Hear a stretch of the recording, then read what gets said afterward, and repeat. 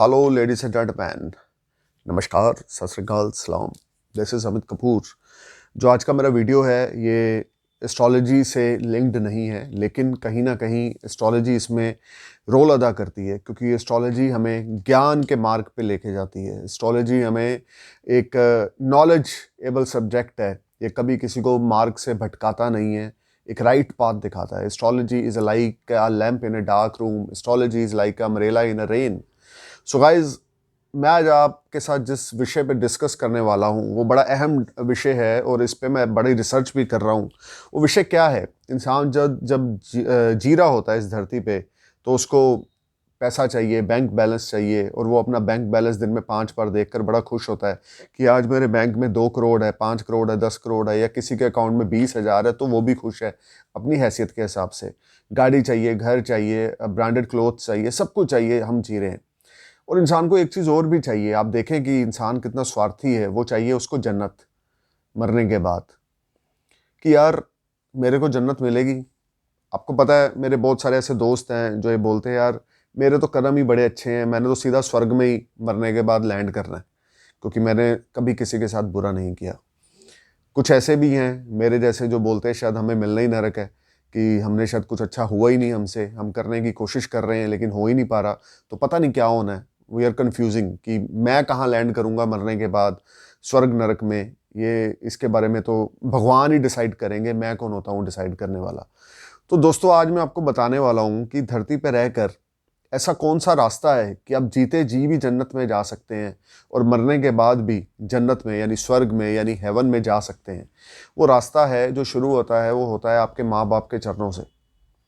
देखें, आप किसी के ना हो सके इस धरती पे, माना कि आपकी कोई गर्लफ्रेंड ना बन सकी या आपकी कोई बीवी ना बन सकी, लेकिन एक ऐसा रिश्ता है आपका जो अगर आप उसके प्रति लॉयल हो, उसके प्रति ऑनेस्ट हो, तो मेरे को लगता है कि जन्नत जीते जी भी मिलता है और मरने के बाद तो ज़रूर मिलेगा।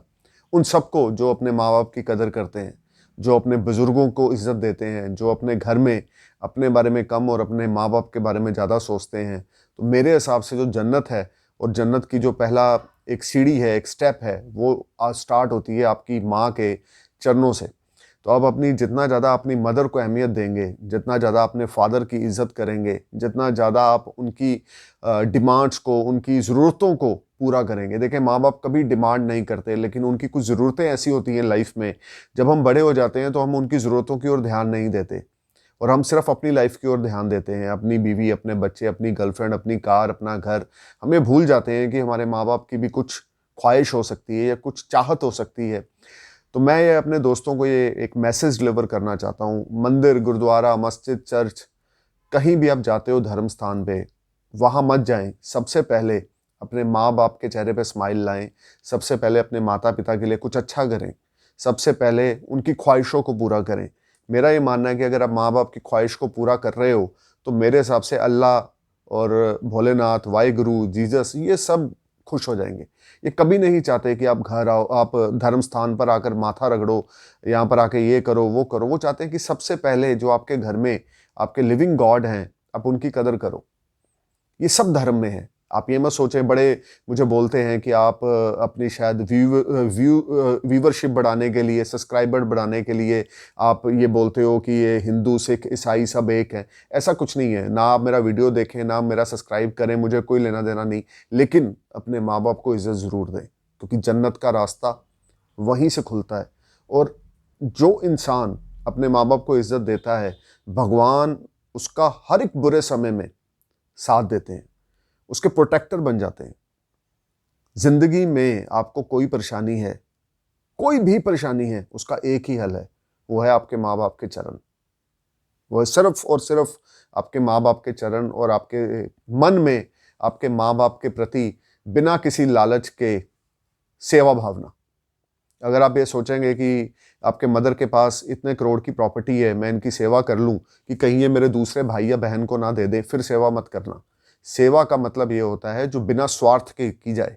जैसे कि गुरुद्वारे में लंगर लग रहे हैं, 42 आवर्स, 48 आवर, 56 आवर लगातार लंगर लग रहे हैं, वो निस्वार्थ सेवा है।